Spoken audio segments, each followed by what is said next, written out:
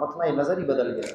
ہمیں جہاں فائدہ نظر آتا ہے وہ کام ہم کرتے ہیں، حالانکہ پہلے یہ بتانے کی ضرورت ہی نہیں پڑتی تھی، صرف آخرت کے فوائد پر صحابہ نے جان دے دی.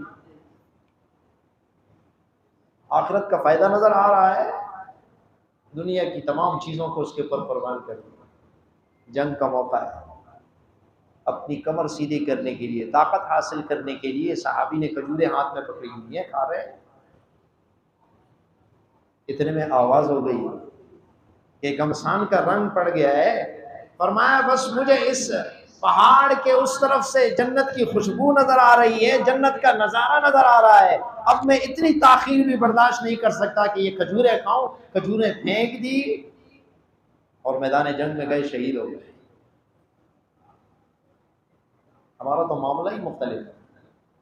ہم تو دیکھتے ہیں کہ ہمیں کوئی فائدہ اگر نظر آ رہا ہے دین کے کسی حکم میں تو ہم وہ کریں گے، نظر نہیں آ رہا تو ہم نہیں کریں گے.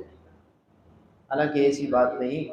اللہ رب العزت نے جو پیارا دین ہمیں عطا فرمایا ہے اس میں دنیا اور آخرت کی بھلائی رہی ہے. جہاں آخرت کا فائدہ ہے وہاں ساتھ ساتھ دنیا کا فائدہ بھی موجود ہے. آپ نے فرمایا کہ اوندے منہ مت لیٹا کرو. اللہ رب العزت کو یہ بات بہت ناپسند ہے. اور ایک روایت میں فرمایا کہ یہ جہنمیوں کی طرح ہے کہ آدمی الٹا لیٹ جائے. آپ اندازہ لگائیں الٹا لیٹا ہوا بندہ کتنا برا لگتا ہے. اس کا تعلق دنیا کے ساتھ. یہ تہذیب اور ادب سکھائے جا رہے ہیں. یہ آپ کی شفقت ہے. جس طرح کے والدین ایک ایک چیز سکھاتے ہیں نا اولاد کو، آپ بھی اپنی امت کو دنیا کی چیزیں بھی ایسی ہی سکھا رہے ہیں. آپ خود دائیں کروٹ پر لیٹا کریں. سنت طریقہ یہی ہے. حدیث میں آتا ہے کہ آپ کو اگر پورا زیادہ وقت ملتا آرام کے لیے تو آپ دائیں کروٹ پر لیٹ جاتے ہیں. آج سائنسی تحقیق آپ دیکھیں تو آپ کو بتائیں گے کہ بائیں کروٹ پر لیٹنا یہ بھی جسم کے لیے درست نہیں، اور سیدھا لیٹنا یہ بھی درست نہیں، اس لیے کہ جو اللہ رب العزت نے کمر پیدا کی ہے ریڑھ کی ہڈی اس میں خم ہے، اور آپ نے کھانا کھایا ہوا ہے، آپ سیدھے لیٹیں گے تو اس کے اوپر زور پڑتا ہے، پھر گردن پہ تکلیف شروع ہو جاتی ہے، مختلف تکلیفیں شروع ہو جاتی ہیں. آپ بائیں کروٹ پر لیٹے ہیں تو دل اس طرف ہے، اور دل جو ہے وہ تو مشین ہے خون سپلائی کرنے کی، اس میں کتنی رکاوٹ پیدا ہو جاتی ہے.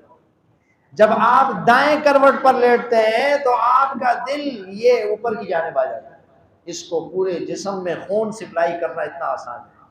اب سائنسی تحقیقات کرتے ہیں کہ نبی اکرم صلی اللہ علیہ وسلم کی ارشادات دنیا میں کتنے فائدہ مند ہیں. آپ 1400 سال پہلے فرما رہے ہیں، ابھی آپ کو ڈاکٹر کہے گا کہ دائیں طرف کو کرو، اس کی بات ماننے کے لیے تیار ہے. نبی اکرم صلی اللہ علیہ وسلم تو 1400 سال پہلے فرما رہے ہیں. دنیا کا فائدہ ہے یا نہیں؟ آپ نے فرمایا کہ مجلس میں آگے نہیں آیا کرو، جہاں جگہ مل جائے بیٹھ جاؤ. اب اس کے اندر کتنا فائدہ ہے، کسی کو تکلیف نہ ہو. اس کا دنیا کا فائدہ ہے. آپ نے فرمایا کہ کھانا کھانے سے پہلے بھی ہاتھ دھو لو اور کھانا کھانے کے بعد بھی ہاتھ دھو لو. اب آخرت کا اس کے ساتھ کیا تعلق ہے؟ آپ مختلف کام کر رہے ہیں، آپ نے کسی جگہ میں ہاتھ ڈالا، وہاں پر کوئی زہریلا چیز ہو، کوئی جراثیم ہو. ابھی آپ کو بتا رہی ہے نا، ابھی ڈاکٹر بھی بتا رہے ہیں آپ کو، طبیب بھی بتا رہے ہیں، حکیم بھی بتا رہے ہیں کہ وہ جراثیم آپ کو اپنی آنکھوں سے نظر نہیں آتے، وہ جراثیم خوردبین سے نظر آتے ہیں جو آپ کے ہاتھوں پہ گھوم رہے ہیں. فرمایا جب بھی کوئی کھانے کی چیز ہو، کھانا ہو تو ہاتھ دھو لیا کرو، اور جب کھا چکو تو تب بھی دھو لو. ایک جگہ ارشاد فرمایا کہ رات کے وقت کھانا کھانے کے بعد ہاتھ میں کوئی بو ہو یا چکنائی لگی ہوئی ہو تو ضرور ہاتھ کو دھو لو. فرمایا جس نے ہاتھ نہیں دھویا اور کسی چیز نے اس کو نقصان رات کو پہنچا دیا تو اس کا ذمہ دار خود ہی ہوگا. آپ اندازہ لگائیں، آپ نے گوشت کھایا ہے، آپ نے کوئی ایسی چیز کھائی ہے اور آپ ایسے ہی لیٹ گئے اور آپ نے ہاتھ نہیں دھوئے، کوئی چیز آ گئی، اس کو خوشبو آ گئی اس کی اور اس نے آپ کو کاٹ لیا. نبی اکرم صلی اللہ علیہ وسلم کتنے شفیق ہیں، دنیا کے معاملے میں بھی آپ کو بتا رہے ہیں کہ بھائی اس پر عمل کرنا صرف آخرت کا فائدہ نہیں، دنیا کا بھی فائدہ ہے۔ آپ نے ارشاد فرمایا کہ جب کہیں بیٹھو تو ایسی جگہ مت بیٹھو کہ اس میں کچھ حصہ دھوپ کا اور کچھ حصہ سائے میں ہو جسم کا۔ ابھی آپ کو ڈاکٹر اور حکیم بھی یہ بتائیں گے کہ ایسی جگہ پہ نہیں بیٹھنا چاہیے کہ آپ کے آدھے جسم پر دھوپ لگ رہی، آدھے جسم پر آپ کا سایہ ہے، سرد اور گرم ہو جائے گا، نقصان ہو جائے گا، ٹھنڈے گرم ہو جاؤ گے۔ اب بتائیں اس حدیث میں جو آپ نے ارشاد فرمایا کہ آدھے سائے میں اور آدھے دھوپ میں مت بیٹھو، آخرت کا کون سا فائدہ ہے؟ دنیا کا ہی فائدہ ہے نا۔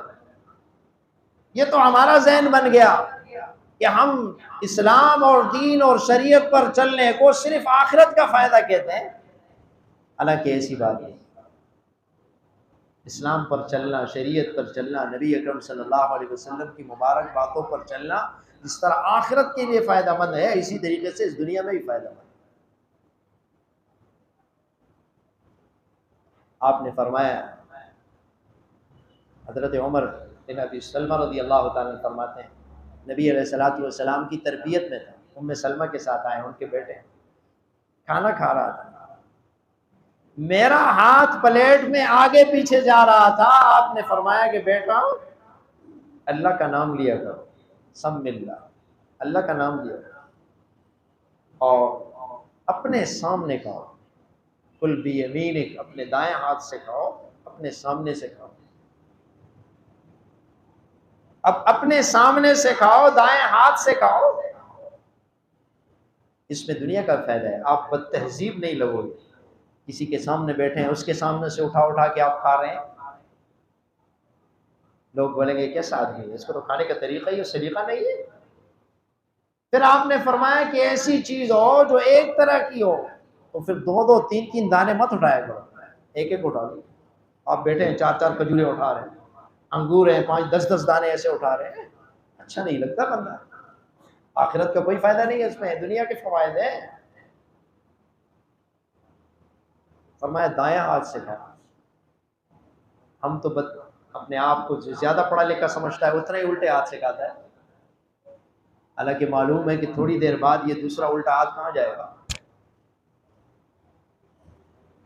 دیکھیں تو صحیح نا کہ اس الٹے ہاتھ کا کام کیا ہے اور آپ اس سے کیا کام کر رہے ہیں۔ خوبصورتی تو اسی میں ہے کہ آپ سیدھے ہاتھ کو اللہ رب العزت نے، نبی علیہ السلام نے فرمایا اچھے کاموں کے لیے بنایا ہے۔ اب بتائیں ان تمام احادیث مبارکہ